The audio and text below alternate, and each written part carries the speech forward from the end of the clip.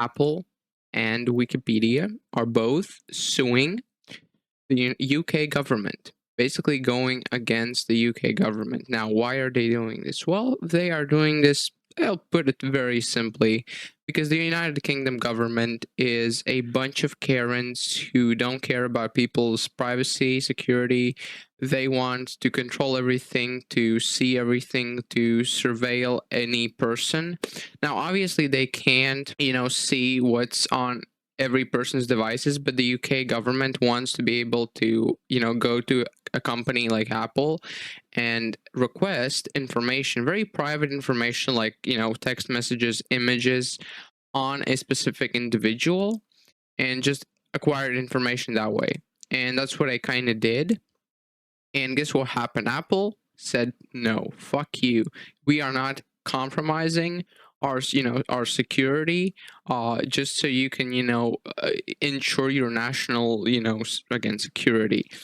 And that's kind of what this is all about. Now the Wikimedia Foundation is kind of challenging the UK Online Safety Act because it to kind of, because Wikipedia is basically a library full of information, right? It's a huge database of all kinds of information, and obviously some of that information is kind of 18 plus. If you have seen Hogwarts, kind of like some of that information is should be in the restricted section a little bit, right? Like information on reproduction and stuff like that. Now the UK new Online Safety Act basically requires every kind of thing on the internet, like if you have a web page with kind of sensitive info that can be harmful to minors, to have to require ID certification. From what I understand, the Wikimedia Foundation is basically saying, hey, we don't have the money to basically fucking check every person who wants to access some sort of info, at least from what I understand. So basically the UK government wants to control everything and wants to spy on everybody, and at least the companies are going against that. And one thing that also has been done since my last video is that there is a UK Parliament petition to repeal the Online Safety Act, which it has surpassed the 100,000 signature goal by literally 254 surpassed it by that amount. So in total, it has 354,000 signatures. Now, the problem with this is that it basically only requires the Parliament to reconsider the act. So basically, think about it again. Right. So basically, if you have they decided on the stupid act, and this reappeal thing basically does okay, so reconsider everything. And usually, from what I understand, they don't even really double, they never check what the people say, and they never actually understand what the people want. So just because 300,000 people said, okay, fuck you, I hate this new law, the government doesn't care. It's kind of like a fake little attempt at democracy, right? It's not even really it's kind of oh, you can sign it and participate in democracy, but we don't really we're not going to change anything, from at least from what I understand, based on what has happened in the in a historical sense with these petitions. Now this whole thing, first of all, it just needs to remind you what kind of a world we live in. We don't live in a world where just because you can access information today, that doesn't mean you will be able to access that information tomorrow. So you need to ensure that you can access certain information. So make sure you have a VPN. That's number one. And something I do personally is I have, for one thing, Wikipedia installed on my computer. Yes, that is true. There is this tool called Kiwix, and basically what this tool allows you to do is to download the databases like Wikipedia, and through this tool you can download all the whole Wikipedia archive offline.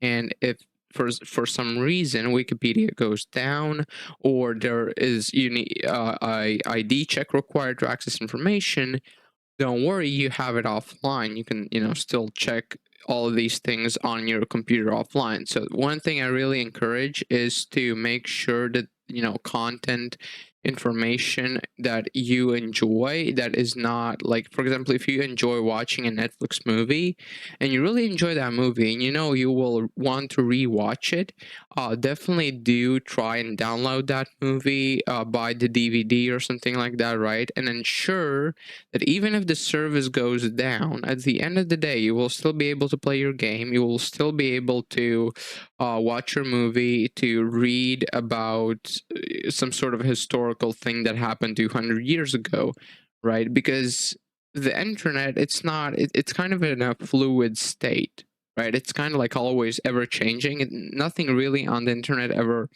like is set in stone, apart like if you go on the Internet Archive and then check the Wayback Machine. But like even that, like just recently, not really recently, but there was a breach of the Internet Archive and they were down for quite a bit. So even tools like the Wayback Machine don't guarantee the perseverance of internet information or things on the internet. It's not like you can open up Netflix on it and watch your movie that was available years ago.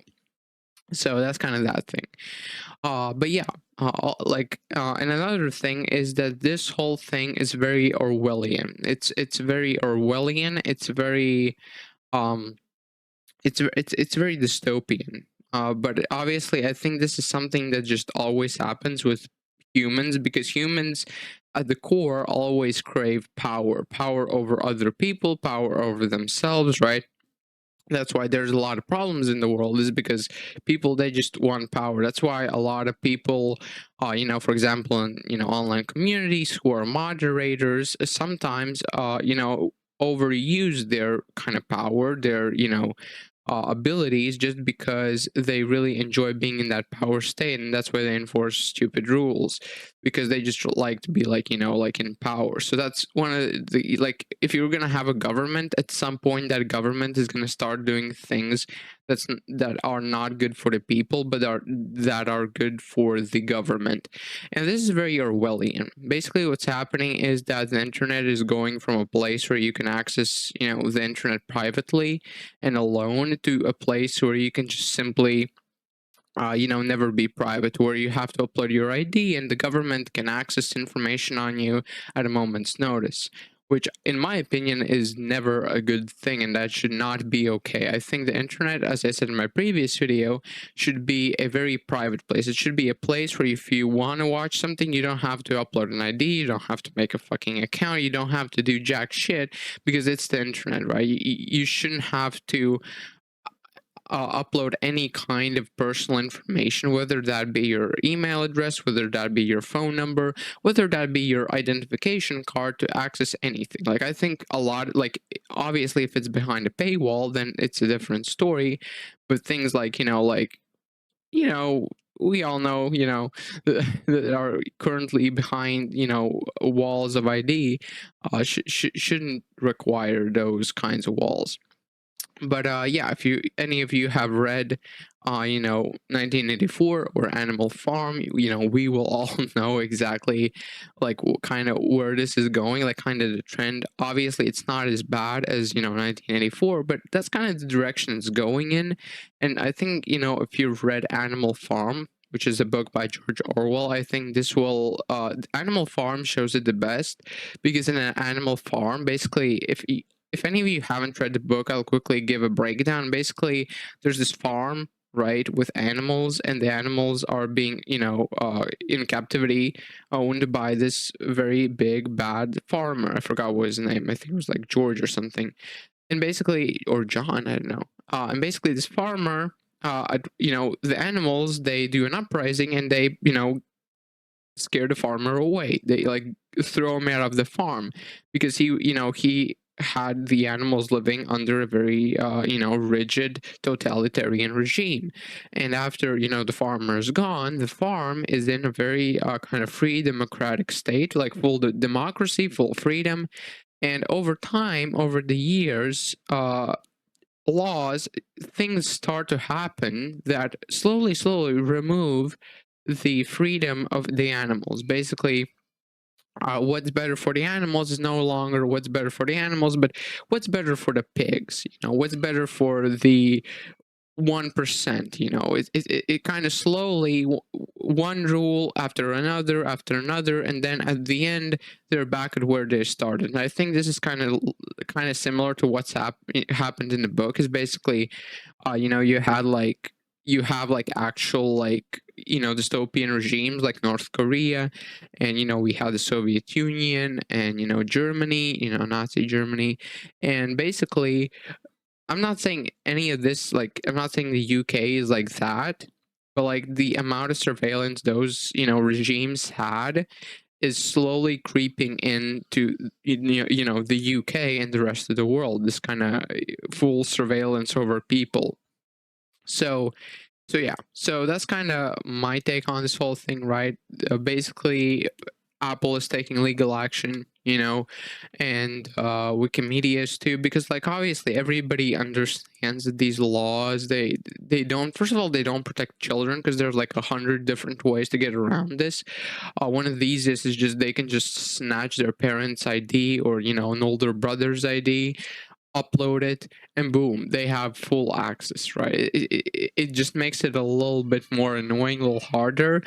And the children still can get access, but this completely removes the privacy from people, from the actual fully grown adults. So obviously this is a stupid law. It's as stupid as they get.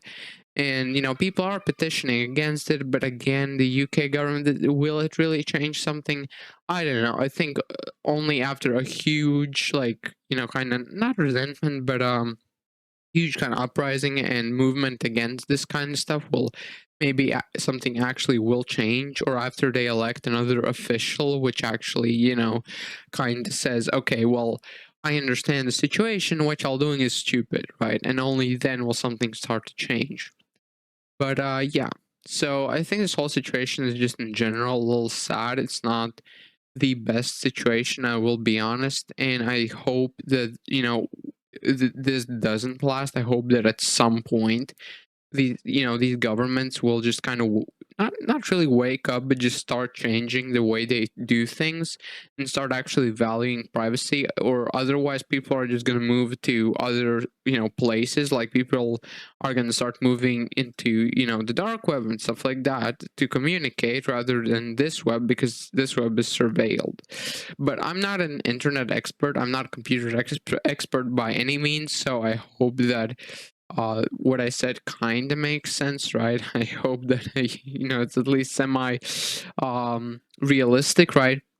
But yeah, thank you so much for watching. Hope you enjoyed. Live long and prosper. Goodbye.